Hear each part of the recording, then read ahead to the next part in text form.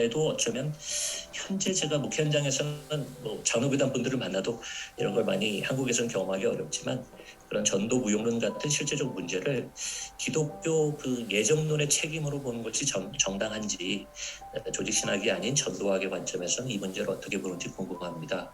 실제로 그 웨슬리와 위필드의 뭐 논쟁도 그렇고 이론적으로는 웨슬리의 성화론이 예정론에 입각한 칼빈주의의 그 결정론적 신앙의 약점을 보완한다고 말할 수 있는 그 신학적인 상호 보완적인 면은 있겠지만 제가 느끼기에는 이제 칼빈과 웨슬리 시대뿐 아니라 아주 특별한 경우를 제외한다면 오늘날의 목회 현장에서도 두 신학적 입장이 적어도 경험적으로는 상충되지 않으면서 목회 전반에 각각 공헌할 수 있는 부분이 있다고 생각하기 때문에 좀 이런 전도학적 관점에서 예정론을 보시는 부분을 좀 더 질문을 한번 드려봤습니다. 다시 한번 감사하고요. 좋은 글 잘 읽었습니다. 감사합니다. 예, 목사님 좋은 논찬 감사드리고요. 좀 더 이제 감이 잡히는 것 같습니다. 그러면 내친 김에 예정되어 있는 우리 박창호 목사님의 목회적 응답도 좀 들어보고 그다음에 또 김광식 박사님 조금 전체적으로 좀 응답도 해주시고 또 플로우에서 좀 대화를 했으면 좋겠습니다. 우리 박창호 목사님은 예수 비전교회 담임 목사님이시고 태신자 전도 운동을 이제 작은 교회들과 함께 전개하시는 나름대로 참 열정을 가지고 또 작은 교회 목회를 또 이렇게 알차게 하고 계신 것 같습니다. 우리 목사님 박수로 환영하겠습니다. 네, 감사합니다. 네네, 목사님 원고가 지금 띄워주실 거죠, 우리 임경욱 전사님. 네, 그 시간이 얼마나 필요하실까요, 목사님? 네, 아까 좀 비슷할 것 같습니다. 예, 알겠습니다. 예. 일단 저 같은 경우는 제가 장로교 웨스터민스턴 신학대학원 대학교에서 공부를 좀 했고요. 그리고 또 순복음에서 또 하고 그리고 지금 성결교에서 지금 목회를 하고 있기 때문에 세 교단을 거치다 보니까 좀 생각이 약간 좀 다른 분들하고 좀 다른 부분들이 좀 있습니다. 기본적으로 저는 이제 칼빈주의의 예정론적인 사고를 좀 가지고 있습니다. 그러다가 이제 성결교단에 와서 사역하면서 이게 조금 이 성결교단은 어쨌든 웨슬리적인 그래서 이번에 그 웨슬리 이렇게 계속 신학적인 이야기를 나누는 것이 저에게는 상당히 되게 좋아요. 왜냐하면 이 부분을 좀 알아갈 수 있어가지고요. 그래서 이거에 관련된 또 여러 가지 또 책도 좀 보면서 성결교단과 또 성화에 관한 그런 생각들이 일단 좀 많이 달라지고 있는 것은 좀 감사하고 있습니다. 일단 이번에 김남식 목사님 일단 전도 실천을 위한 웨슬리의 목회로는 이걸 보면서 일단 기본적으로 제가 내용을 보면서 느껴진 게 이게 전도를 위한 거라고 저는 생각을 좀 했었거든요. 근데 동행전도학도 똑같은 것 같아요. 전도를 위한 거라고 느꼈었는데 실제로 내용을 보면은요, 성경적인 본질을 얘기하는 성화의 삶을 강조하는 것 같이 좀 느껴졌어요. 그래서 이번에 제가 논찰하는 것은 신학적인 얘기를 하는 것은 좀 아니고 일단 이 내용을 통해 가지고 목회에 어떻게 적용될 수 있는 부분이 있을까 이런 부분들을 좀 생각하고 특별히 저는 작은 교회 목사님 모임을 진행을 했었거든요. 행목회라고요. 목사님들과 거의 한 2주에 한 번씩 만나서 같은 프로그램을 가지고 같이 계획하면서 사역을 진행을 했었어요. 목사님들의 교단들이 다 달라요. 우리 지금 6개 교회인데 다 다르고 서로 생각들도 좀 차이가 있는데도 불구하고 여러 태신자 운동을 중심으로 해가지고 전도 전략을 짜고 또 여러 가지 행사까지도 같이 진행하면서 지금까지 하고 있는데 하면서 제가 느껴지는 것은 일단 교회가 일단 저는 기본적으로 성장해야 된다는 논리가 좀 있습니다. 기본적으로 계속 머물고 있는 것이 아니라 확장하고 성장해야 된다. 이런 기준을 가지고 있었던 것으로 봐서는 웨슬리 이게 목회론에 어느 정도 비슷하게 연결된다고 볼 수가 있거든요.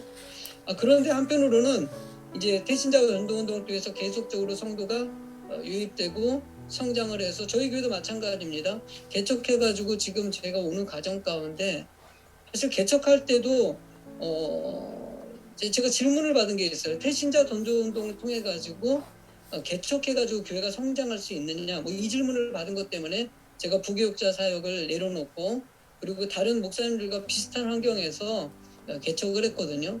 개척해서 이제 지금 한 14년 동안 이렇게 진행하면서 지금까지 왔어요. 이런 과정 가운데 제가 동행정도학을 통해서도 은혜 받은 것이 뭐냐면은 뭐 교회는 어쨌든 조금씩 성장해가지고 지금도 어느 정도까지는 올라갔어요. 올라가는 과정 가운데 제가 느끼는 것은 동행정도학에서 얘기하는 이 웨슬리의 그런 성령의 임재와 회심과 거룩한 주의 공동체가 되는 거. 켈트 기독교의 뭐 일단 복음 전하는 모습들, 복음이 들어가는 그런 단계를 보면서 참 멋있다, 은혜가 된다. 어쨌든 지금 우리 한국의 교회뿐만이 아니라 저희 교회 성도들을 봐도 이 부분이 제일 아쉽거든요. 성도님들이 믿음이 어떠냐는 거죠. 분명히 성도님들은 숫자가 늘어나고 계속적인 태신자 운동은 저는 1년에 2번씩 계속 했기 때문에 성도는 계속 늘어나고 있어요. 그리고 칼빈주의적인 예정론적인 사고를 가지고 저는 가르치기 때문에 성도들에게 일단 하나님의 계획과 섭리가 있다. 그리고 잃어버린 백성들을 찾는 것이라는 기존적인 방법을 갖고 태신자 운동을 진행했거든요. 웨슬리 목회론과 또 동행전도학을 통해서 여러 가지 생각이 좀 다양하게 저에게는 좀 들어온 건 사실이에요. 기존에 있는 성도님들의 영적인 신앙관이 어떠냐, 이 부분을 좀 깊이 있게 볼 수 있었던 기회였던 것 같아요. 아무튼 이 부분은 너무나 감사하고요. 일단 이 페이지 한번 넘겨주시겠습니까? 예. 일단 중간에 제가 느껴지는 것은 칼빈의 예정론에 반하여 지속적인 성화를 통해 성결을 이루는 삶을 강조하는 이런 웨슬리적인 이런 사고들이 어쩌면 이 한국 교회를 향하여 좀 말하고자 하는 하나님의 계획이 있지 않냐 생각이 들어요. 지금 한국 교회 같은 경우도 본질적인 것들이 지금 많이 퇴색되어지고 있는 것 같은 생각을 상당히 많이 갖고 있거든요. 저도 목사님들하고 목회를 하고 하지만은 목사님들의 생각과 사고가 왠지 좀 이렇게 옛날 같지 않다라는 생각을 좀 많이 갖고 있어요. 이런 의미에서 봤을 때 켈트족의 그런 이 기독교 복음주의 모습들, 그런 반면에 로마의 교회랑 또 당시에 영국의 국교의 모습들, 이런 모습하고 이렇게 비교해 봤을 때 어쩌면 한국 교회는 영국의 국교회랑 비슷하게 따라가는 것 같고 로마의 교회 모습들을 지금 답습하고 있는 것 같이 느껴지는 것이 좀 보여지는 거예요. 글을 읽으면서도 느껴지고 현실에 지금 한국 교회도 그렇게 느껴지는 거예요. 이런 상황 가운데 교회가 정말 영적인 교회 공동체를 이룰 수 있을까? 한편으로는 또 읽으면서 이런 생각도 해봐요. 동행전도학에서 얘기하는 또 이런 아주 본질적인 전도를 통해 가지고 우리 한국 교회 이런 여러 가지 한국의 그런 분위기가 있지 않습니까? 이런 상황 가운데서 이렇게 건강하게 교회가 성장할 수 있을까? 쉽지 않다라는 생각이 좀 들기도 해요. 이런 부분에 대해서 저는 일단 여러 가지 생각이 좀 복잡하지만은 일단 패트릭의 전도 운동을 중심으로 해가지고 분명히 한국 교회도 이런 것들이 좀 방향성을 가지고 있어야 되고 이제는 좀 시작을 해봐야 되겠다라는 생각을 좀 갖게 됐습니다. 일단 저는 교회를 개척하면서 지금까지 끊임없이 생각한 것은 그냥 머물러 있으면 안 된다는 생각을 가졌어요. 그래서 다양한 방법을 태신자 운동을 중심을 통해 가지고 일단 복음을 전하고 숫자가 좀 늘어나고 기반을 갖춰야 되고 그러면서 계속적인 성장을 이뤘을 때 기존에 같이 동참했던 성도님들이 또 열정도 가지고 또 더 큰 비전을 이룰 수 있고 그러면서 교회는 계속적인 성장을 이룰 수 있다라는 그런 사고를 가지고 있었기 때문에 계속적으로 이런 거에 대해서 집중해서 교회 성장에다만 집중을 뒀어요. 이런 방식을 트니까 교회는 분명히 성장을 합니다. 저는 태신자 운동을 진행하면서 우리 행복회 목사님들도 같이 이 일들을 진행하면서 교회가 작은 교회인데도 불구하고 조금씩 성장하는 교회 패턴을 가지고 있는 것은 하나님께 은혜가 됩니다. 그런데 성도의 그런 신앙적인 문제로 접근했을 때는 고민이 생기는 거예요. 이들이 숫자는 늘어났고 교회 규모도 켜지고 있고 한데 정말 성도님들의 공동체가 건강하냐? 저는 우리 교회 성도의 건강 지수가 그래도 괜찮다고 생각을 했는데 동행전도학 읽으면서 사실 충격을 좀 많이 받았어요. 은혜도 많이 받았고요. 의문점도 많이 갔지만 그래도 거기서 내가 찾아낸 것은 교회가 이럴 수도 있구나. 이런 사랑의 마음을 가지고 교회가 건강하게 성장할 수 있고 웨슬레 목사님의 그런 목회관 같은 경우는 그러니까 기본적인 본질적인 목회관이라는 생각들을 갖고 있어요. 그냥 계속 강의를 들으면서 웨슬레 목사님은 그냥 성경에서 얘기하는 그냥 그런 본질적인 것을 갖다가 한 거고 당시에 이제 국교회가 영국의 국교회가 문제가 좀 많았기 때문에 그냥 상대적으로 좀 특별하게 보였던 거 아닌가 생각이 들면서 그냥 들으면서 은혜가 됩니다. 웨슬레 목사님의 그런 목회관 같은 경우는 저는 특별히 여기서 제가 이렇게 그냥 본질적인 성경적인 얘기라는 생각으로 저는 접근하고 싶고요. 동행전도학을 아까 언급하고 저는 그 책에 대해서 좀 많은 생각을 했기 때문에 저는 그 부분에 대해서 우리 이제 오늘 김나식 우리 박사님이 또 이렇게 만나게 될 줄 몰랐어요. 김남식 박사님이 이렇게 제가 강의를 듣고 같이 말그대로 처음에 태신자 운동해가지고 만났을 때가 있었는데 그때 그리고 또 책을 가져오셔가지고 책 볼 때 정말 그때 정말 은혜 많이 받았습니다. 그래서 어떻게 이렇게 이런 글이 만들어질 수 있을까? 참 이런 일들이 있었구나. 아무튼 너무 감사하고요.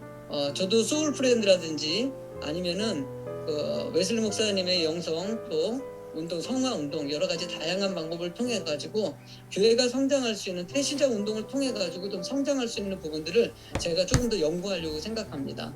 어쨌든 지금 한국 교회는요 너무나 작은 교회가 많은 상황이에요. 거의 80%가 작은 교회 아닙니까? 그렇게 따졌을 때는 소울 프렌드가 상당히 또 우리 교회 지금 한국의 교회에 적용하기 쉬울 수 있다라는 생각도 들어요. 그리고 웨슬리 목사님이 얘기하는 어쨌든 이렇게 소그룹 전도 공동체 이런 부분들도 태신자 운동에서 얘기하는 소그룹 태신자 운동하고 맥락을 같이 이렇게 연결한다면은 좋은 소스가 되지 않을까 생각하면서 아마 이번 제가 이게 끝나고 나면은 그 부분에 대해서 좀 더 깊이 있게 연구하면서 방법을 찾아볼 것 같습니다. 일단 논찬을 좀 이렇게 마치고요. 저도 질문을 좀 던져봤어요. 일단 18세기 영국 국교의 형식적이고 모순된 신앙관을 통해서 지금의 한국 교회의 가장 큰 문제는 어떤 것이 있을까? 김낭식 목사님이 좀 이런 부분에 대해서 한번 좀 얘기해 줄 수 있으면 얘기해 줬으면 좋겠고요. 저는 이제 오래전에 태신자 운동을 이미 알고 있고 또 김낭식 박사님도 이미 태신자 운동을 잘 알고 있을 거예요. 아마 이 부분에 대해서 이렇게 생각하신다면은 태신자 전도 운동을 중심으로 웨슬리의 소그룹 전도 운동과 또 소울 프렌드를 비교해 주실 수 있는지 이거에 대해서 분명히 생각하셨을 것 같아요. 제 생각 같아서는요. 그리고 세 번째는요. 저는 태신자 전도 운동을 중심으로 개종 목회를 했다라고 지금 말하고 있어요. 왜냐면은 그렇게 목회를 했기 때문에요. 그 중심으로 박사님도 아마 개척을 지금 해가지고 2년 가까이 오는 것 같아요. 제가 보니까요. 근데 그런 입장에서 동행전도학과 웨슬리 소그룹 전도 원리를 목사님 목회에 적용하고 있는지 또 개척교회 목사로서 목사님은 또 여러 가지 지금 상황에 어떤 고민이 있는지 이런 얘기도 좀 듣고 싶습니다. 네, 이상입니다. 감사합니다. 네. 그냥 알고 보니까 딱 본인이셨군요. 네, 저는 몰랐네요. 네, 제가 이상하게 이번에는 좀 목사님을 모시고 싶어서 이렇게 박창호 목사님 모셨더니 참 잘 모신 것 같아요. 이미 전 이해를 가지고 계시고 발제자의 내용에 대해서 또 더 나아가서 목회 현장에서 고민하고 계신 상황에서 이런 동행전도학이라는 주제를 가지고 웨슬리를 다루게 됐는데 굉장히 의미 있는 응답이 된 것 같습니다. 우리 김남식 박사님께 좀 다시 좀 말씀을 좀 들어봤으면 좋겠는데요. 논찬과 목회적 응답에 대해서 좀 간략하지만 또 핵심적인 그런 멘트를 좀 대답해 주시면 좋을 것 같습니다. 네, 첫 번째 김찬홍 박사님 이제 질문에 대해서 논찬해 주셨는데요. 첫 번째에 관해서는 역시 이제 성화론을 벗어난 목회관은 아니고요. 그래서 이제 저도 박사님 말씀처럼 성화론 중심의 목회관이 계속 고수하고 있다고 생각을 하고 중요한 거는 이제 이 웨슬리의 어떤 목회관의 가장 핵심은 그 국교회하고 달랐던 거는 이제 마치 바울이 이방인에게도 복음을 전했던 것처럼 믿지 않는 자, 그리고 가지지 못한 자, 배우지 못한 자, 그리고 이제 특별히 시골에서 올라온 사람들, 그리고 공장 노동자, 이런 사람들을 향해서 웨슬리가 이제 복음을 전해서, 그리고 가장 강조했던 건 공동체를 먼저 이렇게 형성을 해서 그들로 하여금 포용력 있게 수용성을 높였다라는 것이 또 한 가지고요. 그 다음에 이제 그 두 번째로 이제 어떤 예종론에 관련해서 전도 무용론 이렇게 말씀을 하셨는데, 이제 저도 그 사실은 아까 말씀드렸던 발제하면서 그 프리 그레이스라는 무가운총에 관한 부분에 대해서 연구를 하다가 달라스 신학교를 중심으로 해서 프리 그레이스 시알러지라는 것이 1980년대 초반부터 발달했다라는 것을 이제 보게 됐습니다. 그래서 그게 뭔가 이렇게 봤더니, 왜냐면 이름이 비슷하잖아요. 프리 그레이스라고 프리 그레이스 시알러지하고.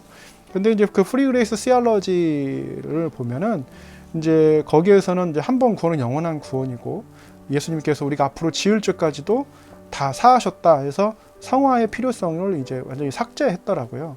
그리고 또 하나는 이제 그 전도의 무용론에 관해서 그 프리 그레이스 시알러지가 이제 주장하시는 분들이 이제 말씀하셨고, 그래서 아마 전체적인 그 칼빈주의라기보다는 그 달라스 신학교를 중심으로 한 그런 그 프리 그레이스 시알러지를 말씀하시는 분들 일부, 그리고 이제 그 그레이스 시알러지컬 세미너리에서도 거기서도 일부 이제 그런 부분을 말씀을 드리는 거고, 그래서 이 하드라이너라고 할 수 있는 그 극단적 칼빈주의 하시는 분들이 이제 통합 측에서도 보면은 사실은 이제 선교론에서도 미시오 데이라는 개념을 들어서 선교가 결국엔 하나님이 하시는 거고 인간이 할 필요 없다라는 것까지도 이제 가는 것을 우리가 이제 볼 수 있습니다. 그리고 우리 성결교 같은 경우는 이제 그 성경 무호설 얘기하지만, 이제 그 통합 측 같은 경우는 성경 무호설을 좀 받아들이기 거부하는 또 그런 움직임들도 있고, 그리고 이제 전에 한번 그 전도 전략 연구소, 서울신대 전도 전략 연구소에 초청한 분 한 분이 통합 측 그 전도 학교장이신 분 목사님께서 한 10,000명 정도 목회하시는 분 목사님께서 오셔가지고 이제 말씀을 하셨는데, 어떤 걸 말씀하시냐면 사도행전 14장 9절에 이제 바울이 구원받을 만한 믿음을 보고 이제 그 영혼을 이제 전도했다 이렇게 나오는데, 사실은 이제 그게 성경 번역이 아까 제가 말씀드렸던 소조에 관련돼서 세이브가 있고 레스큐가 있고 힐이 있는데, 거기서는 이제 힐이거든요. 그래서 치유받을 만한 믿음을 보고 이제 치유했다 이건데, 이제 한글 성경에는 구원받을 만한 믿음 이렇게 나온 거예요. 근데 그거를 이제 예종론하고 합쳐져 가지고 이게 잘못된 거죠. 예종론 합쳐가지고 이제 우리가 나가서 전도하는 것은 예정된 사람을 불러오는 것이지 예정되지 않은 사람을 불러오는 것이 아니다. 그러니까 웨슬레는 그 수용성 이론에서 5가지 범주를 나눠가지고 저항하는 사람, 적대적인 사람, 무관심한 사람, 수용적인 사람, 관심 있는 사람 이렇게 해서 복음을 거부하더라도 끊임없이 가서 얘기를 했거든요. 그런데 만약에 칼빈주의적인 예종론이 한국교회에 고착이 되면 전도를 나갈 때는 결국에는 예정된 사람만 불러오는 것이고, 거부하는 사람은 그냥 예정되지 않은 사람으로 간단하게 그렇게 이해를 함으로 인해서 굉장히 큰 오해를 불러올 수 있다라는 것이 하나 이제 있습니다. 그리고 또 하나 이제 우리 박창훈 목사님 저랑 뭐 태신자 운동 열심히 하시고 이렇게 저도 열심히 따라다니고 그랬었는데 이렇게 뵙게 돼서 반갑고요. 근데 이제 질문을 말씀하신 거 보면, 지금 18세기 영국교회 형식적이고 모순된 신앙관을 통해서 지금의 한국교회의 가장 큰 문제는 뭐라고 생각하시냐 이렇게 물어보셨는데, 저는 지금 전도적인 입장만 범위를 좁혀서 얘기를 하면 아무래도 좀 로마식 전도의 DNA가 있지 않느냐. 로마식 전도라는 것은 잘 아시듯이 결신을 강조하고 축소된 교리만을 얘기를 해서 사람들에게 보다 폭넓은 그리스도의 사랑을 체험할 수 있도록 해주는 것은 부족하지 않느냐. 그래서 사실 이제 그 아까 말씀하셨지만 그 동행전도학 같은 경우는 이제 그 1963년에 처음으로 로버트 콜만이 그 책을 출판하고 나서 그 원리를 다룬 것은 이제 한 60년 지나서 이제 다룬 거거든요. 그러니까 그간에는 그 우리가 전도를 할 때 단순히 이게 복음만 선포하면 되는 걸로, 근데 그 선포하는 것도 사실은 굉장히 의미가 다른데, 그냥 단순히 축소된 교리만 알려주고 교회에 뭐 새로운 회원들만 이렇게 영입시키는 그걸로 전도가 끝났다 이렇게 생각하는 것이 이제 한국교회에 만연되어 있어서 이게 가장 큰 문제인 것 같고요. 두 번째로는 이제 태신자 전도에서 그 웨슬리 그룹하고 이제 전도소 그룹하고 소울 프렌드를 어떻게 하냐는데, 저희가 이제 태신자 클리닉을 하면서 가장 그 고민했던 것이 뭐냐면, 사람들은 많이 옵니다. 몇백 명이 오고, 그 중에 이제 새신자들은 막 몇십 명이 오고 이렇게 해서 하는데, 가장 중요한 건 마지막 단계인 정착 단계였어요. 이 정착 단계를 어떻게 할 거냐. 근데 이거는 물리적으로 부교육자가 담임 목사 또는 이게 할 수가 없어요. 그래서 만약에 우리가 이것을 좀 더 개선을 한다고 하면은, 인도자가 새로운 새신자를 이제 양육을 해야 되는데, 그러한 기반을 해주려고 사실은 1:1 제자 양육을 이제 온누리교회에서 한번 시도를 했었죠. 그런데 그게 툴만 있고 신학적인 기반이 없다 보니까 이게 이제 다른 교회까지도, 작은 교회까지도 차고 나가지 못하고, 어떤 인식이 드냐면, 이건 그냥 대형 교회는 하는 건가 보다 이렇게 했는데, 이제 동행전당 원리라든지 오늘 소개하는 웨슬리 목회론에서 나오는 이러한 신학적 기반을 가지고 있다면, 누구든지 소울 프렌드가 돼서 그 영혼을 책임지고 함께 가는 것이고, 당연히 목회자의 어떤 그 영적인 지도 아래서 함께 갈 수 있는, 그래서 구역 강사라든지 구역장 이 모임이 단순히 그냥 형식적인 것이 아니라 보다 좀 더 깊이 전도 속으로 이끌어갈 수 있는 형태가 될 수 있을 거라고 생각을 합니다. 그리고 마지막으로 이제 그 개척교회 목회를 하면서 이걸 이제 어떻게 적용하느냐 그러는데요.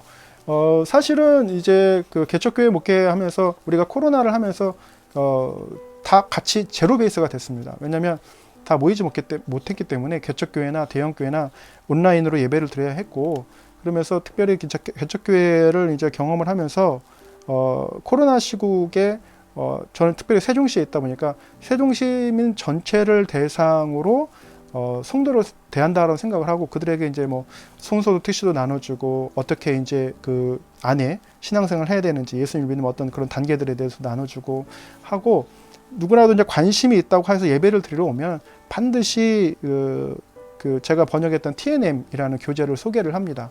소개를 해서 웹앱이라고 해서 또 핸드폰으로도 할 수 있기 때문에 그것을 할 수 있고, 그리고 항상 뭘 강조하냐면, 이제 제자를 만드는 제자가 되어야 된다.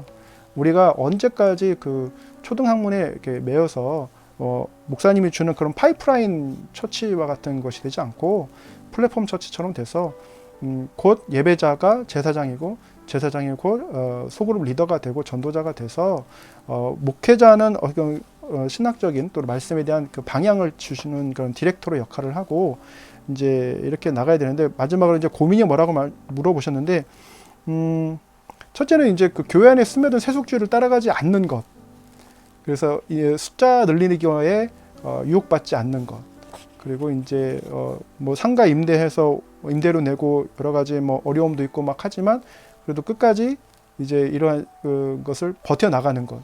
그래서 주변에 이제 지방의 교육자 목회자분들이 물어보시더라고요. 전도학회에서 개척하니까 뭐가 좋냐고 했더니 이게 신학이 있어서 흔들리지 않고 달려갈 수 있습니다. 이렇게 얘기를 했습니다. 네, 여기까지 하겠습니다. 예, 오늘 뭐 주제가 목회학 이제 굉장히 넓다 보니까 그런데 굉장히 많은 얘기들이 나오는 것 같습니다. 그래서 일관되게 뭔가를 말씀하시는 것 같고요. 자, 수고하셨고 이렇게 시간을 또 얼만큼 잘 지켜주셔서 이렇게 우리가 조금 코로나 시간을 좀 여유 있게 가지고 너무 감사한데요. 좀 자유롭게 여러분 입장에서 오늘 주제의 날짜 또 농창에 대해서 좀 나눠주시고 좀 더 우리가 얘기를 했으면 좋겠습니다. 하지 말할까요? 네네. 오늘 발제하신 분, 논술하신 분 다 좋은 얘기 하셨고 또 개인적인 지식을 주셨습니다. 그럼 내가 이 나에게 책을 읽을 적에 목회보다는 뭐 신학적인 얘기 너무 많이 하신 것 같아요.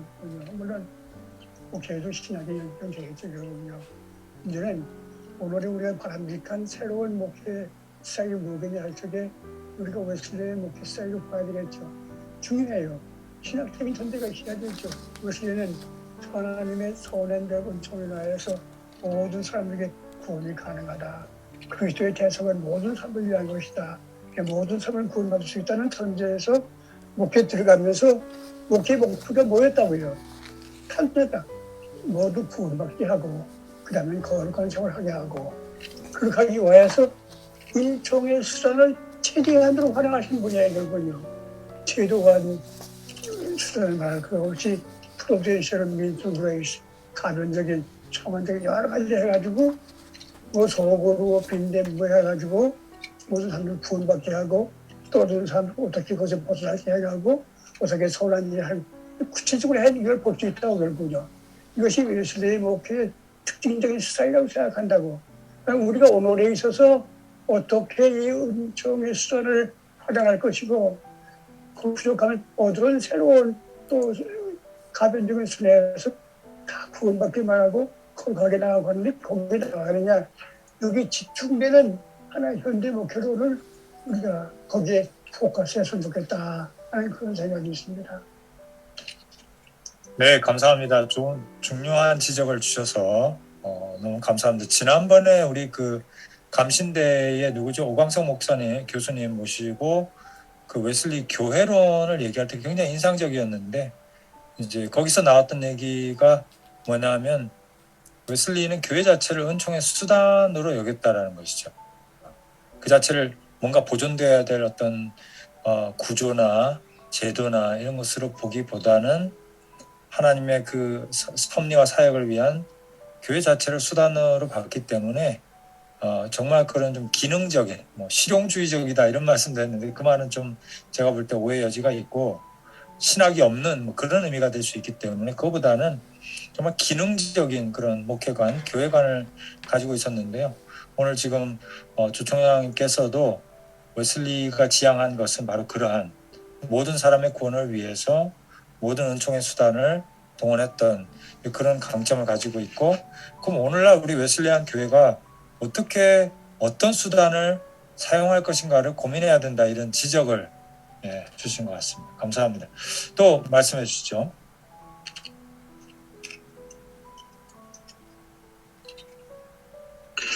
예, 그 헨리 나잇이 이 책을 쓰면서 은혜의 방편, 은총의 수단 이 부분을 이제 그 웨슬리의 그 부분을 특별히 연구했다고 볼 수 있는데 그 책 부제가 보면 이제 그리스도인의 삶에서의 하나님의 현존 그것이 바로 은총의 방편, 은혜의 방편, 은혜의 수단 이것을 바르게 활용하느냐 아니냐에 따라 그것을 경험하고 사느냐 아니냐가 결정적으로 이렇게 연결돼 있다고 보는 점에서 참 중요한 것 같습니다. 그 이슬람 교도들을 보면 그 하루에 그 딱 시간 정해지면 이제 자리 깔고 기도한다든지 그 다음에 뭐 라마단 기간을 지킨다든지 또 음식 먹는 데 있어서까지 할랄이나 뭐 여러 가지 정해놓은 그런 신앙생활의 규율들이 참 많지 않습니까? 그게 어떻게 보면 이슬람 교도로서의 신앙을 가지고 있느냐 아니냐를 결정지을 정도로 사실 그 신앙이라고 하는 것을 삶의 패턴, 그 다음에 사회생활의 영역에까지 아주 밀접하게 규정화해 놓은 것이 있는데 개신교를 보면 사실은 그 구약 시대의 율법이나 신약 시대의 어떤 교리적인 것이 삶과 연결되는 면이 상당히 많은데도 불구하고 종교개혁 이후로 오직 믿음 이것 때문에 사실 그게 잘못 이해된 거죠. 개인들이 자기 믿기 좋은 대로 그냥 믿으면 그 개념적인 것에 의해 신앙생활이 이루어진다고 하는 방식으로 축소된 그런 이해를 가져왔다고 생각하는데 사실은 개신교 기독교 전체는 보면 내면적 어떤 순결이나 그 다음에 하나님과의 그런 내면적인 관계뿐만 아니라 외면적인 삶에서도 은혜의 방편 그리고 교회론적인 어떤 모임 그리고 사회적인 실천까지도 이런 것들을 모두 다 가진 것이 기독교인데 그런 것들을 사실 상실하게 한 것이 어떻게 보면 개신교의 오직 믿음을 잘못 이제 축소시키고 개인적인 것으로 만들고 또 개념적인 것으로 만들어버린 것이 아닌가 하는 생각이 듭니다. 그런데 웨슬리의 그런 은혜의 방편 중에서 은혜의 방편의 경건의 일, 자비의 일 이런 것들을 함께 포함함으로 인해서 개인적인 것이 아니라 외부로 나가게 하는 그런 사회적인 요소가 포함되어 있고 또 보면 제정된 은총의 수단 이러면 기도, 성경 연구, 성찬, 또 일반적 은총의 수단이라 그러면 하나님의 명령에 순종하고 자기를 부인하고 자기 십자가를 지는 삶, 또 재량적 은총의 수단이라 그러면 자신의 판단에 따라서 특별한 규칙을 정하거나 특정 모임에 참여하거나 특별한 습관을 형성하는 이런 것들은 보면 개인적인 삶뿐만 아니라 공동체적인 어떤 훈련 그리고 사회로 나가게 하는 실천 이런 사회적인 요소를 다 포함하고 있기 때문에 어떻게 보면 성경에서 말씀하는 그런 전인적인 구원과 구체적인 어떤 신앙생활의 모습을 회복시키는 데 있어서 이런 은혜의 방언이 사실은 신앙과 연결하는 아주 중요한 요소가 된다고 생각합니다. 그런 점에서 이걸 실천함으로 인해서 그런 성경적인 기독교로 나아가게 하는 요소도 있고 또 성경적인 기독교가 반드시 포함해야 되는 그런 교회론적이고 실천적인 요소를 보완하는 것이기도 하고 해서 이 부분이 없이는 사실은 성경적인 기독교라는 것은 목표로만 그냥 될 수밖에 없지만 이것이 실천될 때에 개인적으로나 또 교회론적으로나 성경적인 기독교를 이루어가는 수단이 되고 또 그것을 풍성하게 하는 요소가 된다는 점에서 오늘날의 그런 한국교회나 개신교를 보완하는 데 있어서 반드시 필요한 정말 중요한 요소를 가르치고 있지 않은가 그런 생각이 내가 보기에는 오늘 한국 교회를 목회한다고 그러면서 결국은 구원받기는 사람으로서 설교회는 교회 다른 거 아무것도 안 하는 것 같아요, 결국은요. 거기 보면은 웨슬리는 구체적으로 정말 우리의 수단을 사용했잖아요, 결국은요. 프로덴셜 필요한 거는 새롭게 뭐 속으로 모아가지고 구체적으로 모아가지고 대화하면서 구원을 했다 그 얘기예요. 오늘 한국 교회는 거의 없잖아요, 결국은요. 그런 것을 어떻게 우리가 현대적으로 살아갈 수 있겠느냐. 특별히 코로나 시대에서 어떻게 새로운 운의 수단을 우리가 만들어가지고 인도할 것이냐. 여기에 고민해야 한다고 생각해요. 네, 감사합니다. 예, 또 말씀 나눠주시죠. 우리 권재주 목사님 반갑습니다. 오랜만에 뵙는 것 같습니다. 예, 권 목사님이 지금 어디 사역을 하고 계시죠? 제가 기억이 잘 안 나네요. 죄송합니다. 예. 농촌 목회하고 있고요. 순창 성동교회 섬기고 있습니다. 네, 감사합니다. 어떻게 얘기 나온 김에 우리 권 목사님 오늘 발제 또 주제에 대해서 목회자로서 어떻게 또 느끼시는지 궁금한데요.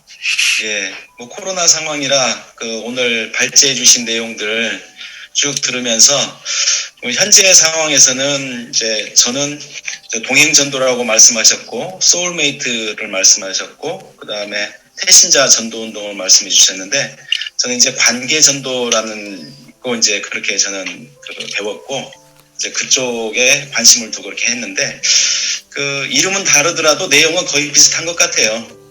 농부가 어떤 농사를 짓듯이 한 번에 끝내는 것이 아니라 그분과 충분한 관계를 맺고 그래서 어떤 정신적으로 어떤 이성적으로 모든 삶에 그런 공통점을 가지고 예수 그리스도 안으로 초청하고 이제 그것이 아주 자연스럽게 교회 안으로 오게 하는 이제 그런 것을 했는데 오늘 말씀 가운데에서도 우리 총장님께서도 은혜의 모든 수단을 동원해서 한다. 그런 것들과 다 일맥상통하는 것 같아요. 그래서 이렇게 하는 것이 틀리지 않구나. 이런 것들이 전부 다 성경적인 방법들이구나. 그런 것들을 배우게 된 시간이었습니다. 네, 감사합니다. 저도 말씀을 들으면서 생각을 해보니까 여기서 어떤 핵심적인 어떤 하나의 그 개념, 신학적인 개념이 나오는데 전도에서 어쩔 건데 구원이라는 게 결국 무엇을 지향하는 것인가 하는 것에 대한 이제 의문인 것 같습니다. 그래서 이제 요즘에 나오는 삼일체론적인 신학 또 소위 말하는 코이노니아 혹은 그 펠리코레시스 이런 이제 개념들이 막 나오면서 그 몰트만과 같은 신학자가 이제 강조하고 소개하고 이런 것들 뭐냐면 이제 삼위일체가 교제다. 구원이라는 것은 하나님의 그 교제, 창조의 목적도 교제, 구원이라는 것은 결국은 이제 끊어진 하나님과의 교제의 회복이고 종말론적으로 일어날 일은 결국은 사도 바울이 고백하듯이 이제 그리하여 주님과 함께 있으리라 라고 하는 그런 공동체성의 회복, 교제의 회복. 그렇기 때문에 그렇게 본다면 그것이 만약에 하나님의 궁극적인, 천국의 궁극적인 의미고 구원의 궁극적인 지향이 된다면 동행 전도라는 것은 전도를 위해서 동행한다는 의미도 되지만 어떤 신앙생활 자체가 하나님의 어떤 창조의 섭리와 구원의 섭리 전체가 지향하는 바일 수 있고요.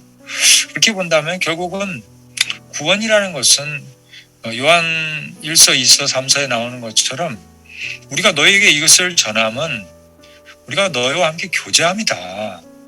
이게 목적인 거예요. 그 이상 목적이 없다. 이 목적은 이 교회는 하나님과 그리스도와 함께하는 것이다.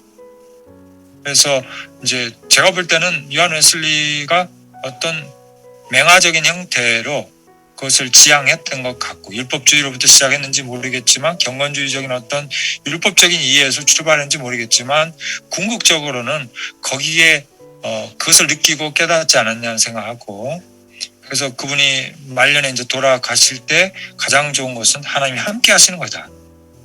마치 시편의 기자도 나의 힘이 되신 여호와여 이렇게 출발하지만 그러나 시편 20 몇 편이죠? 6편인가요? 거기 보면은 내가 한 가지 일을 구하겠다. 그것은 뭐냐면 하나님의 성소에서 하나님의 아름다움을 묵상하는 것이다 라는 그런 차원에서 보면 어쩌면은 이 시대가 가장 필요로 하고 회복하고 또 성경이 가장 강조하고 보여주는 것은 그런 우리가 하나님과 함께함을 배우고 교회라는 것이 결국은 뭘 하고가 아니라 하나님의 임재와 교제 안으로 들어오는 것이고 교회 공동체는 그 교제를 구현해내는 것이기 때문에 결국은 우리의 교제는 우리의 전도는 말하자면 우리의 목회는 와봐 왔을 때 총체적으로 느껴지는 전혀 다른 공동체 그죠? 어떤 뭐가 여긴 설교가 좋아, 뭐 여기는 뭐 사람들이 너무 좋아, 이제 그런 부분적인 것도 많이 있지만 궁극적으로는 하나님의 나라가 하나님의 백성이 누리는 하나님 안에서의 그 교제함이 우리가 필요로 한 모든 관계성의 근본적인 것들을 건드려주기 때문이 아닌가. 그래서 오늘 동행 목회, 소울메이트 많은 얘기들이 나오면서 이제 우리가 신학적으로도 좀 삼일체론적인 또 교제의 신학 이런 측면에서 좀 더 근본적인 게 아닌가 이런 생각도 해보게 됩니다. 그렇게 본다면 왜 큰 교회가 어려운지 그런 것도 나오는 것 같아요. 그죠? 그동안에는 소그룹이 살아있으면 큰 교회는 아무리 커도 상관없다. 이제 여의도 순복음을 중심으로 해서 그 모델을 가지고 풀러해서 그런 걸 많이 했지만 역시 이것이 만약에 신앙의 가장 중요한 핵심적인 것이라면 교회에 있어서 결국은 우리는 좀 더 작은 교회, 정말 좀 더 긴밀한 공동체를 기반으로 한 소그룹을 중심으로 한 목회를 쌓아나가지 않을 수 없는 그런 교회론적인 또 좀 다른 관점이 있지 않을까요? 네. 이주상 목사님. 예, 저도 한번 좀 나누고 싶네요. 그 감리교 목회자로서 웨슬리 설교와 신학을 공부하고 고민은 하는데 이 목회 현장에 이걸 어떻게 적용할 것에 대해서는 좀 대안적인 요소들이 많이 찾기가 어려운데요. 오늘 이 발제를 들으면서 그런 접목의 다리를 낳아주시는 귀한 책을 번역해 주시고 출간해 주셔서 감사드립니다. 그러면서 저는 또 이런 생각을 해보게 됩니다. 한국 교회를 영혼의 의사로서 진단한다면 어떤 처방이나 대안을 제시할 수 있는가? 오늘 신학자들이 또 오늘 목회자들이 정말 한국 교회를 정확하게 진단한다면 어떠한 병을 가지고 있는가? 그랬을 때 물론 예배학적으로 전도학적으로 여러 가지 공동체적으로 진단할 수 있겠지만 많은 신학자들이 크게는 신학의 부재를 얘기하고 실종을 얘기하고 있는데 결국은 하나님의 부재를 얘기한다는 얘기라고 생각됩니다. 그런 면에서 하나님을 알기 위한 은혜의 수단들을 사용하라고 하는 웨슬리의 신학은 오늘 이 시대에 한국교회의 질병을 치료할 수 있는 좋은 대안이 되지 않나. 오늘 세미나를 참석하면서 또 발제분들을 통해서 그다음에 논참분들을 통해서 그런 확신을 가지게 되는 것 같습니다. 수고해 주신 모든 분들에게 감사드립니다. 감사합니다. 또 말씀 안 하신 분 중에 우리 가은태 목사님 들어오셨네. 어떻게 잘 지냈어요, 강 목사님? 네, 제가 오늘 3차 백신 맞고 오느라고 좀 많이 늦었습니다. 많이 늦었고요. 백신 맞고 지금 좀 몸이 정신이 몽롱한 상태에 있어요. 그래서 발제를 잘 못 들었습니다. 그래서 다음에 얘기하겠습니다. 네네. 우리 강 목사님은 전남 신안에서 우리 어르신들 모시고 목회하시고 또 영농 후계자로 또 이렇게 농사도 배우시고 이렇게 수고하고 계시죠. 네, 또 다른 분들 좀 말씀 주시죠. 제가 좀 이야기 하나 해도 되겠습니까? 네네, 그러시죠. 이게 비디오 꺼져 있어서 그렇습니다. 네, 발제 잘 들었습니다. 그리고 이 책을 또 발제하신 목사님이 이제 번역하셨다고 하셨잖아요. 우선 축하드리고요. 이 책을 제가 전에 이제 학교 다니면서 봤고, 아까 장기영 목사님도 제목을 먼저 소개해 주셨잖아요. 그리스도의 삶 속에서의 하나님의 임재를 이제 책 제목으로 냈고, 부제를 존 웨슬리의 민즈 오브 그레이스 제목이고요. 이 내용도 이제 발제자께서 잘 설명을 해주셨는데, 이게 이제 웨슬리의 영성과 은혜의 수단 그리고 목회에 관한 책인데 그 부분을 좀 살렸으면 하는 좀 아쉬움이 있어서 한번 말씀드려 봅니다. 이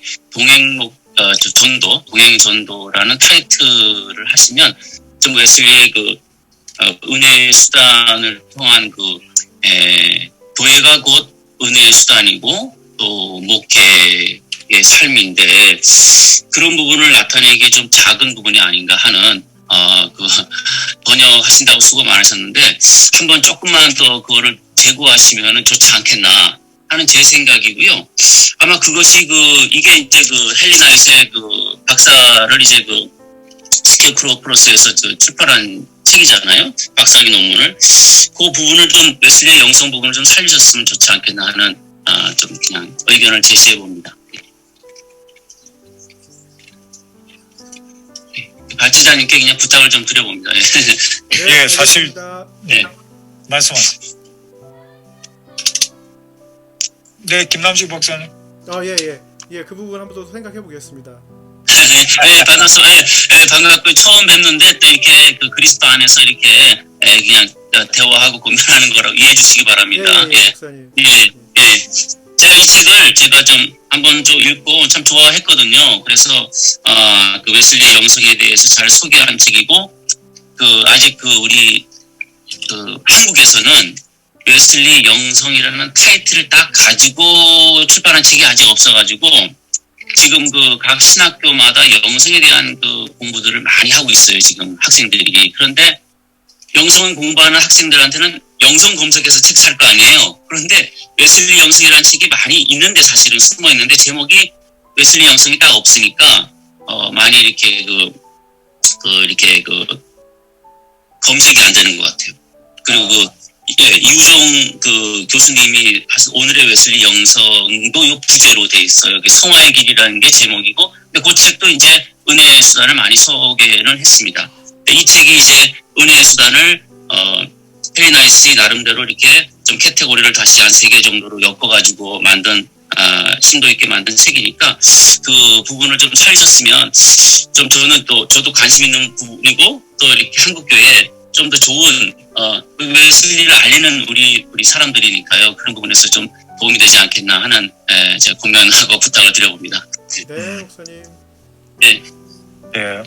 이관수 목사님 또 이렇게 이미 또 그 책을 읽으시고 이렇게 말씀해 주시니까 너무 좋고요. 오늘 이 목사님의 말씀을 지적이나 말씀을 들으면서 제가 느껴지는 건 뭐냐면 그 아까 이제 그런 질문이 나왔잖아요. 성결 목회가 성화 목회라는 게 현실적으로 가능한가? 이런 이제 얘기가 나오고, 사실 일선에 계시는 우리 선배들 목회자들께서는 왜 성결 목회를 안 하느냐? 그것은 이제 대중성이 부족하다. 이렇게 이제 많이 말씀들을 하셨어요. 그래서 한마디로 얘기하면 물이 너무 맑으면 물고기가 없어. 이런 얘기들을 하신단 말이에요. 굉장히 공감이 가는 것 같은데, 여러분도 목회 일선에 있어서 느끼시잖아요. 목사님 너무 깨끗하고 교회가 너무 막 홀리한 거 찾으면은 아이고 나는 아닌 것 같다 이렇게 생각할 수 있는데, 오늘 제가 느끼는 건 뭐냐면, 제가 요즘에 또 성경을 이제 레위기 읽고 있는데, 진짜 하나님이 막 요구하시는 게 많잖아요. 뭐 치수까지 다 져야 되고 색깔 뭐 잘못하면 죽는 건데요.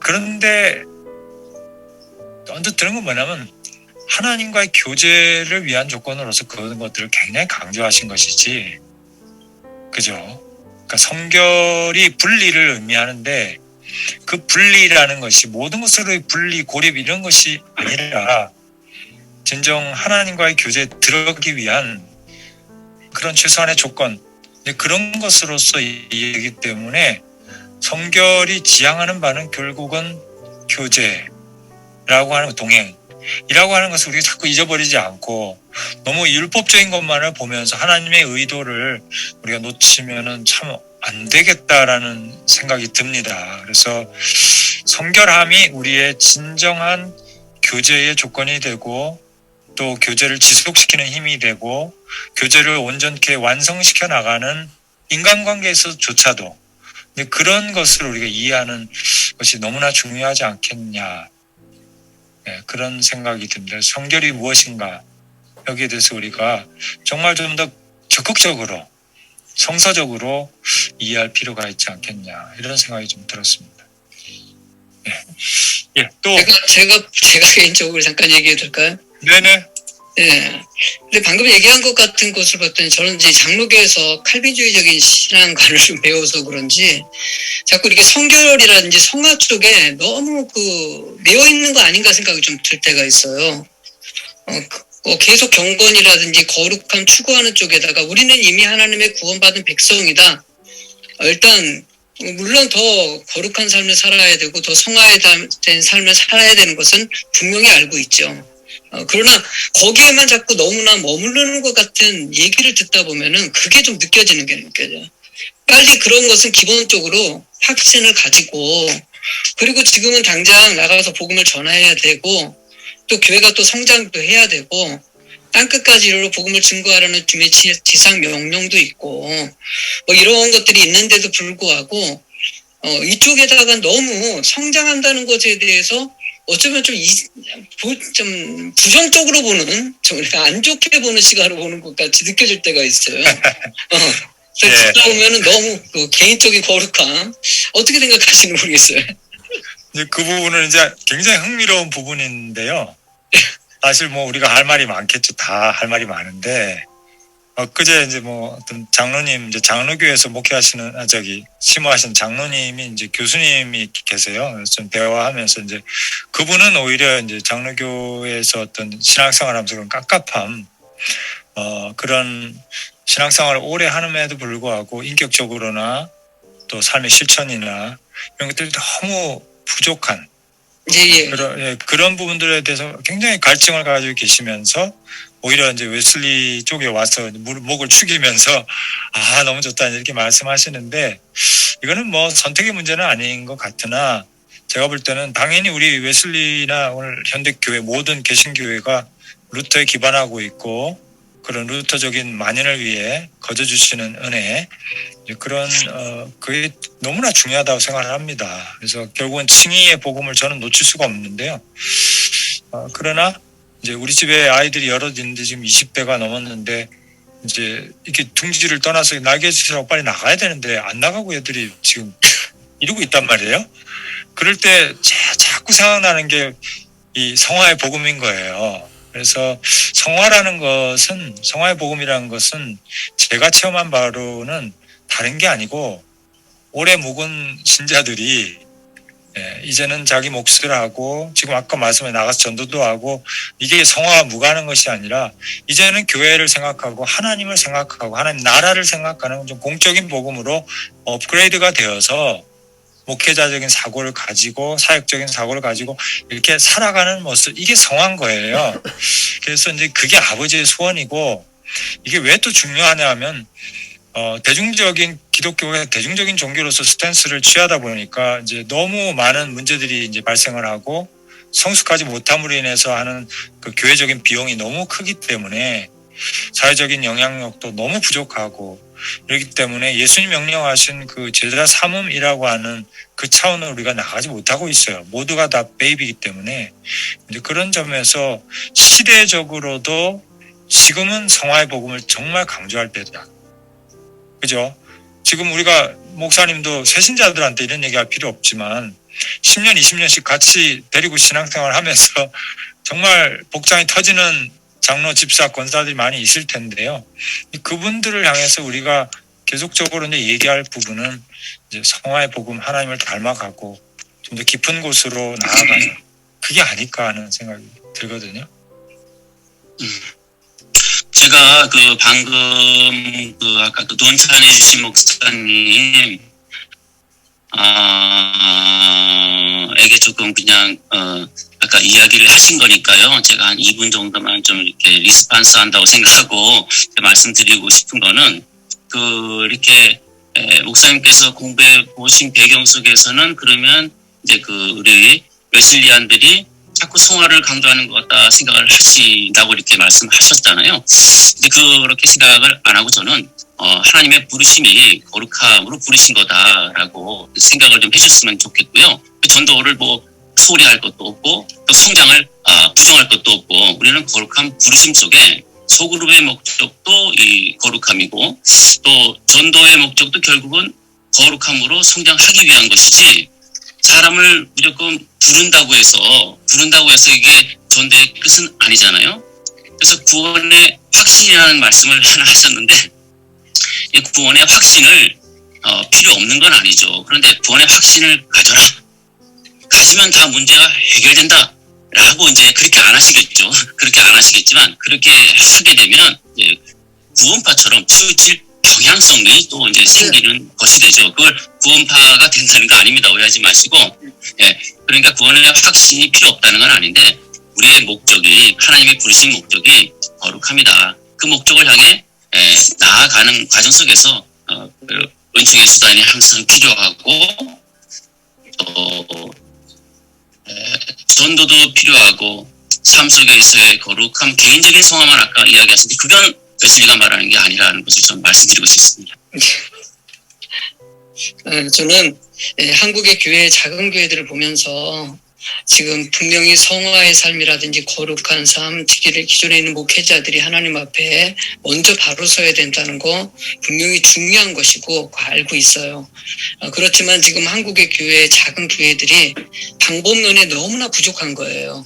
어떻게 전도를 해야 되고 어떻게 교회가 성장하고 성도들을 어떻게 또 양육하고 가르쳐야 되는 이런 부분에 대해서 분명히 신학적으로는 너무나 잘 알고 있는데도 이것을 어떻게 행동으로 옮겨야 될지의 방법론은 의외로 상당히 부족한 것을 보는 거예요.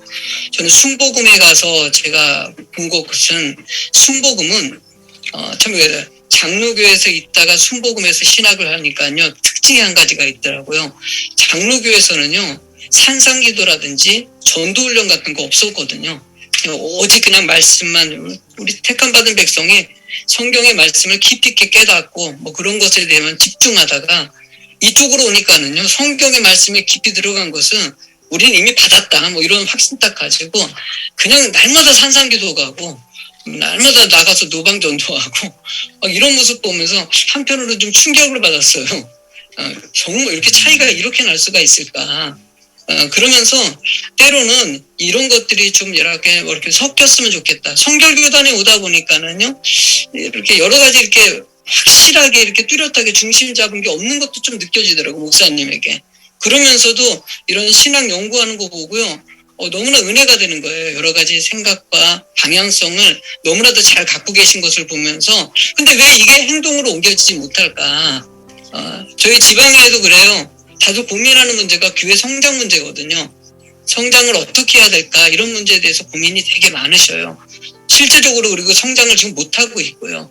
그런데 그분들은 나름대로 신학적으로는 너무나 잘 알고 계시고 또 웨슬리의 그런 신앙관이라든지 이런 것도 정말 목사님들 잘 알고 계시더라고요. 이것이 이제 이쪽으로 좀 옮겨져서 성장 쪽으로도 좀 관심을 가져야 되는 거 아닌가 생각을 하는 거죠. 저는 목사님 말씀 공감합니다. 제가 그 성장의 목사님께서 현실적으로 필요하신 거에 대해서 공감하고, 제가 방법론에 대한 문제는 이거 좀 다른 문제니까, 이 거룩함하고 전도 방법론하고는 다른 문제고, 방법론은 우리가 살아가는 또 필요한 것들이잖아요. 그러면 또 저도 열심히 공부를 해가지고 좋은 방법 있으면 이런 기회를 통해서 제가 목사님께 알려드릴게요. 제가 목사님 틀렸다가 아니라 드리면서 우리 신앙생활의 목표는 거룩함이다라는 것은 잊어버리지 말았으면 좋겠고요. 당연히 여기서 책에서 또 강조하는 게 하나가 있어요. 성찰을 강조합니다. 성찰. 예, 맞아요. 이 성찰이 항상 필요하다는 것을 강조하고, 끝까지 그리스도에게 의존해야 된다. 이거를 끝까지 강조를 하고 있거든요.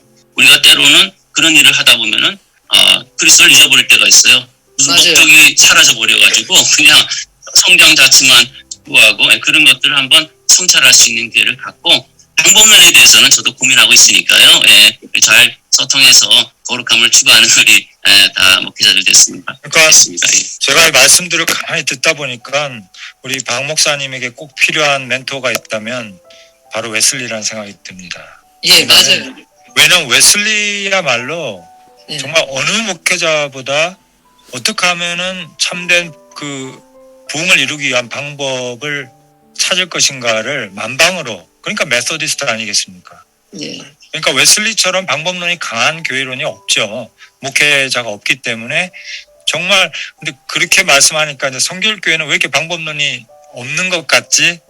그 부분은 뼈아픈 부분이고, 그것은 우리가 웨슬리를 모르기 때문이라고 생각을 해요. 사실은 성결교회가 존 웨슬리를 이렇게 사사하지 않습니다. 웨슬리를 잘 아는 성결교회 목회자들이 많지 않습니다. 그러니까 그렇게 이해하시면 좋을 것 같고, 우리가 웨슬리를 열심히 공부하는 이유 중에 하나는 이 성화라고 하는 높은 목표를 포기하지 않으면서도 그야말로 모든 실용성을 갖다가 선택해서 사용하는 이 둘 다를 붙잡았던 종합에 있는 것 같아요. 맞아요. 이거 저거가 아니고, 그죠? 방법론적으로 실용적인 목회의 어떤 그런 현장성이냐, 아니면 정말 하나님 주신 그 기준을 맞추려고 하는 어떤 이상적인 그런 것이냐, 이 선택이 아니고, 웨슬리는 둘 다를 붙잡고 처음부터 초신자, 퇴신자부터 시작해서 밴드나 이런 거 소사이티를 통해서 이 사람들이 성결한 사람들이 되도록 하는 이 프로그램을 만들어냈다는 게 우리의 위대한 유산이라고 생각을 합니다. 예. 우리가 공부 열심히 해서 좀 그렇게 해야 될 것 같습니다. 오늘 김남식 박사님께서 이 짧은 시간 안에 책 전체를 소개하려고 하다 보니까 주로 이제 큰 제목 중심으로 이렇게 설명을 하셨는데, 저는 사실 이 책의 내용에는 그런 방법론이 정말 세밀하게 담겨 있다고 이렇게 생각을 하거든요. 저도 읽었고, 그런 점에서 책이 빨리 나오면 좋을 것 같습니다. 예, 책이 빨리 나와서 한 번 더 해야 될 것 같다는 생각도 들고, 우리가 좀 정말 아까 말씀하신 대로, 우리 이관수 목사님 말씀하신 대로 읽어보니까 웨슬리 영성을 다루고 있는, 또 어떻게 보면 교회론적인 방법론적인 것들을 다루고 있는 좋은 책인 것 같습니다. 그러면 어쨌든 책 빨리 나오도록 우리 김남식 박사님 좀 수고해 주시고요. 네, 말씀 안 하신 분 중에 거의 이제 마칠 시간이 됐습니다. 그래서 말씀 안 하신 분 중에 좀 마무리 좀 해주시고요. 우리 강창석 선교사님, 그 카메룬의 그 컨텍스트에서 오늘 어떻게 들으셨습니까? 예, 목사님, 좋은 강의 또 발제해 주신 분들, 또 말씀해 주신 분들에게서 많이 배웠습니다. 사실 제 마음속에 지금 방금 생각나는 것들은, 사실 아프리카 교회는 한국 교회를 또 비슷하게 닮아가고 있지 않나 이렇게 생각하고요. 아프리카 선교를 하면서 궁금하고 아쉬웠던 부분을 오늘 또 이렇게 나눠주시니까 굉장히 좋은 것 같습니다. 저는 이제 간단히 이렇게 보면 말씀드리면서 화세 문제, 웨슬리의 성화론과 칼빈의 예정론, 우리가 이제 신학교에서 많이 공부했었는데요. 화세 문제보다는 화후의 문제로, 그러면 그 성화론이라는 게 결국은 사랑인데, 하나님의 사랑이고 하나님은 사랑이신데, 그 사랑을 어떻게 공동체에서 소그룹으로 효과적으로 지속할 수 있겠는가 하는 게 좀 맞지 않나 그런 생각이고요. 우리 김동원 박사님께서 잘 정리하신데 사랑은 그 교제가 아닌가. 교제를 더 풍성하게 해야 되는데 코로나가 교제하지 못하도록 방해하지 않나. 그런 생각을 갖게 됩니다. 그래서 이제 그 소그룹과 교회 성장 면에서는 우리가 성화론을 어떻게 적용하실 것인가라는 것을 저 또한 고민이 됐고요. 제가 이제 카메룬에서 한 15년 선교사로 사역하면서 똑같은 질문들을 갖고 있습니다. 저는 이제 합리적으로 켈빈의 절대주권과 그 웨슬리의 그 성령 충만 성화론을 이렇게 두 가지 다 양면을 잘 수용해야 되지 않겠나 하는 그런 생각을 가지면서요. 제 마음에 이제 두 가지 질문이 왔었어요. 하나는 그 죄를 지었을 때 그 웨슬리가 당신 오늘 무슨 죄를 지었습니까? 사실 이게 상당히 과격한 질문인데 이것을 나눌 수 있는 정말 영적 친교 소그룹이 있다면 그 성령 충만을 지속할 수 있지 않을까. 그래서 이제 제 마음속에도 개인적인 질문과 고민이 제가 제 속에 있는 그 죄성, 로마서 7장의 죄성이 계속되고 있는데 이 죄성을 극복한 성화를 체험하는 그 구체적인 방법이 좀 무엇일까 하는 거고요. 두 번째는 그 동행과 전도에서 그 동행과 전도를 구체적으로 할 수 있는 부분, 그때 조금 아까 우리 이관수 목사님께서 잘 대답해 주신데 성찰이다. 성찰을 해야 된다. 그리고 또 그리스도와 함께 해야 된다. 정말 깊이 제가 공감이 됐습니다. 그래서 결론적으로 저는 오늘 굉장히 도움이 많이 됐고요. 이 성찰과 그리스도와의 연합을 좀 이 책에서는 구체적으로 좀 설명을 해주고 있는지 제가 아직 책을 모르니까 다음에 한번 책을 보고 좀 적용할 점이 좀 있었으면 좋겠다. 그런 생각을 해봤습니다. 예, 감사합니다. 예, 감사합니다. 강성사님 무슨 죄를 지었는가? 저를 찾아오셔서 고백하시면 될 것 같습니다. 예, 알겠습니다. 죄송합니다. 김남식 박사님, 네. 아까 인용한 그 질문들을 출처를 좀 밝혀주시면 듣긴 들었는데 저도 출처가 어딘지는 기억이 안 나는데 그 출처 좀 알려주시면 감사하겠습니다. 그 질문 4가지 질문요. 예, 알겠습니다. 그리고 박사님 그 혹시 연락처도 좀 알려주시면 예, 제가 채팅창에 남겨놓도록 하겠습니다. 예, 동행전도에 대해서 좀 더 알고 싶습니다. 그리고 저는 마지막으로 이런 질문을 던지면서 또 다음 기회를 기대하고 싶습니다. 한국교회가 60년, 70년대에서 성장해서 80년대, 90년대, 2000년 시대를 열고 있는데 한국교회는 성장하지 않았는가? 성장한 결과는 무엇인가? 올바른 성장이었는가? 건강한 성장이었는가? 한국 사회를 변혁시키는 하나님 나라의 성장이었는가? 그런 관점에 봤을 때 우리 성장론에 대해서 허실이 많다. 그런 면에서 다른 성장은 무엇인가? 다른 부흥은 무엇인가? 신학의 본질은 무엇인가?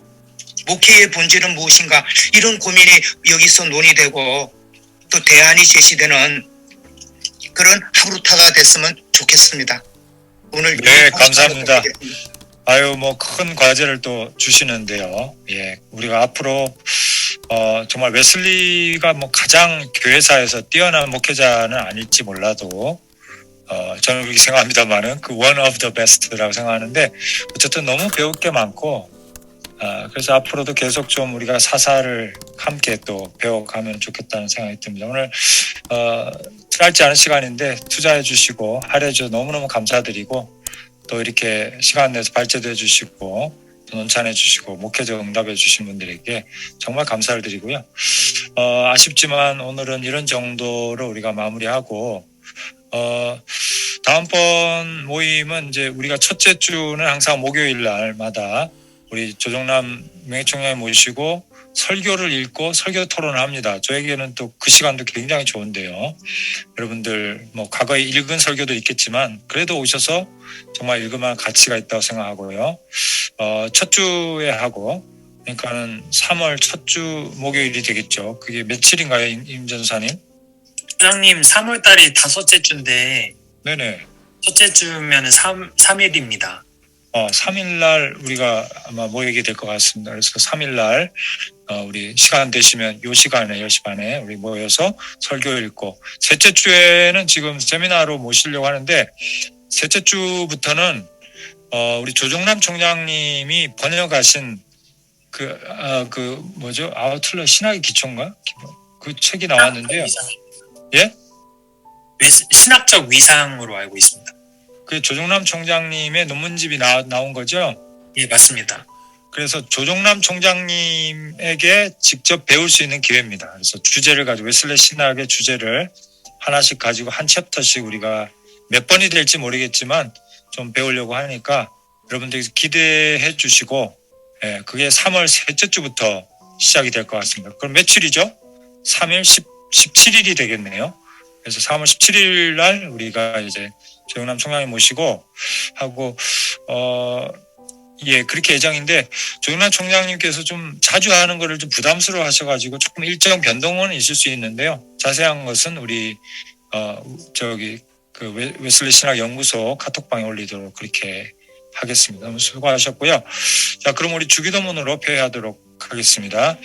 하늘에 계신 우리 아버지여, 아버지 이름 거룩하게 하시며 아버지 나라 오게 하시며 아버지 뜻이 하늘에서 같이 땅에서 이루어지게 하소서.